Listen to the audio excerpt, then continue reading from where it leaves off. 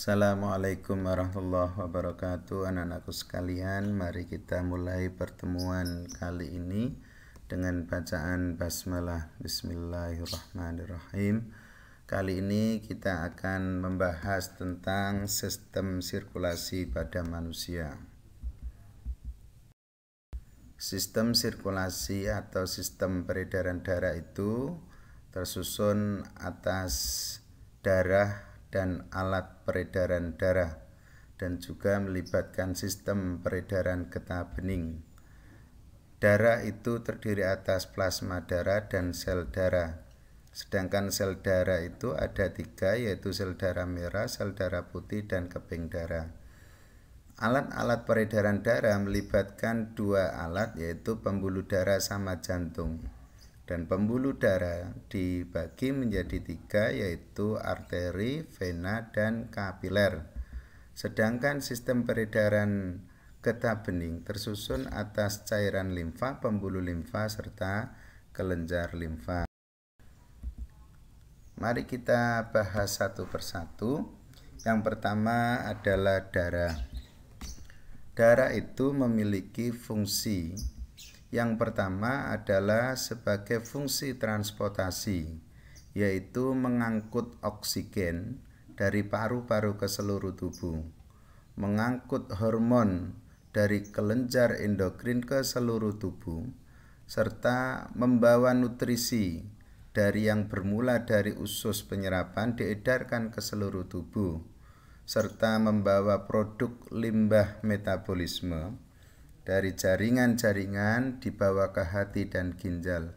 Semua itu adalah fungsi darah, yaitu fungsi transportasi. Yang kedua adalah fungsi pertahanan, melindungi tubuh dari infeksi bakteri dan virus. Juga pada saat kita terluka, maka itu juga butuh pelindungan, dan itu semua adalah darah yang melakukannya. Dan yang ketiga adalah fungsi regulasi, mengatur keasaman tubuh, keseimbangan cairan, distribusi panas, dan mengatur hemostatis tubuh.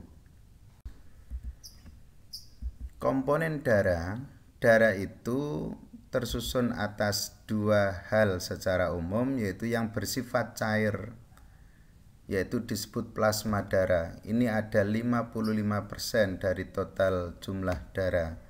Sedangkan 45%-nya adalah terdiri dari sel darah.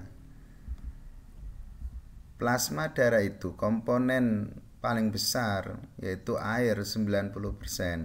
Ada juga komponen protein 80%. Yang protein itu ada protein albumin, globulin, hormon, protrombin, dan fibrinogen. Juga ada garam mineral dan juga senyawa organik. Sel darah itu ada 3. Yang pertama adalah eritrosit. Eritrosit itu memiliki jumlah yang paling banyak, yaitu 45% dari total 45% penyusun darah, yaitu sekitar 5-6 juta per milimeter kubik. Tidak ditemukan nukleus di dalam sel eritrosit. Terdapat hemoglobin, sehingga eritrosit itu berwarna merah. Berfungsi membawa oksigen dan CO2. Sel yang kedua adalah leukosit, yaitu jumlahnya 0,01%, yaitu jumlahnya kisaran 7.000 per milimeter kubik. Bernukleus, di dalamnya ditemukan nukleus, kemudian tidak berwarna, berfungsi melawan penyakit. Trombosit atau keping darah, jumlahnya 0,99%,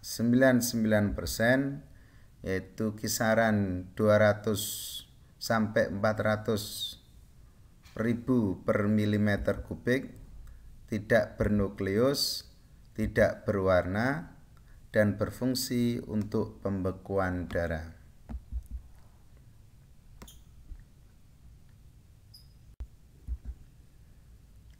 Plasma darah. Komponen plasma darah tadi sudah kita bahas, ada air 90%, kemudian protein 8%, yang mana protein itu ada protein albumin yaitu berfungsi mengatur tekanan osmotik darah, ada globulin berfungsi membentuk antibodi, kemudian ada fibrinogen yang nanti berfungsi untuk pembekuan darah, hormon itu yang berfungsi membantu kerja fisiologi alat tubuh atau organ tubuh. Sedangkan komponen organik itu contohnya seperti glukosa, lemak, urea, asam amino, enzim, dan antigen. Sedangkan komponen garam mineral contohnya seperti NaCl, natrium bikarbonat, magnesium, besi, dan lain-lain. Fungsi plasma darah, 1. Mengangkut air dan juga mengedarkan air ke seluruh tubuh. Mengangkut nutrisi atau sari-sari makanan dari hasil proses pencernaan dari bermula usus ke seluruh tubuh. Membuang limfa melalui alat ekskresi, baik itu ginjal maupun hati.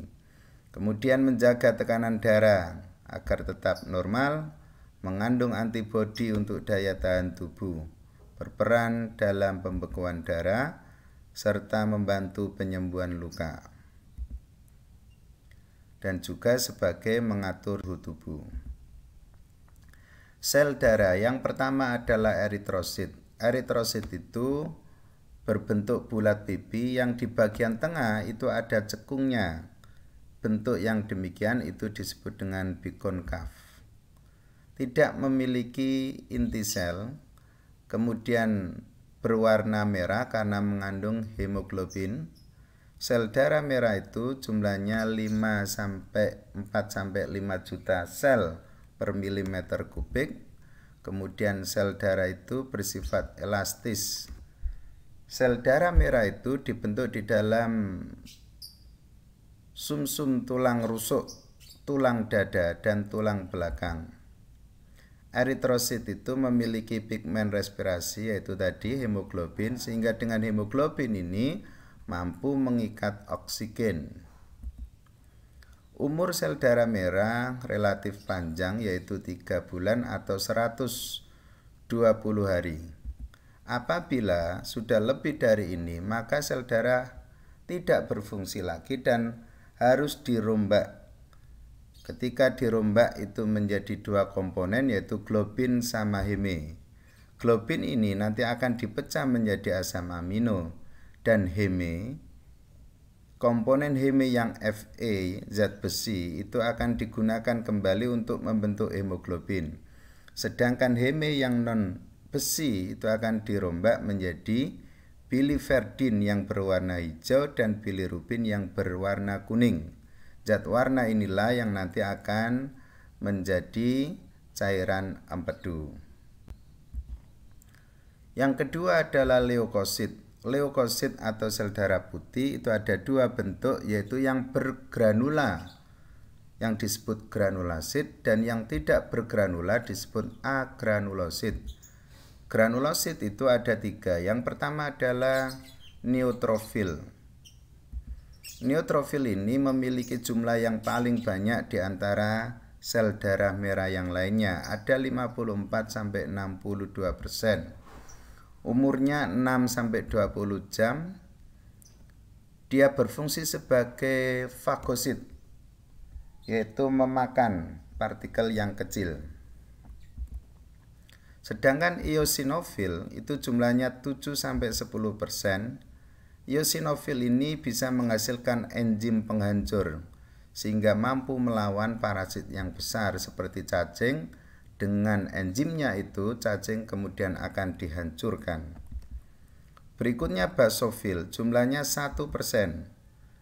Basofil ini mampu memunculkan reaksi alergi apabila ada benda asing di dalam tubuh kita, dan juga mendorong peradangan.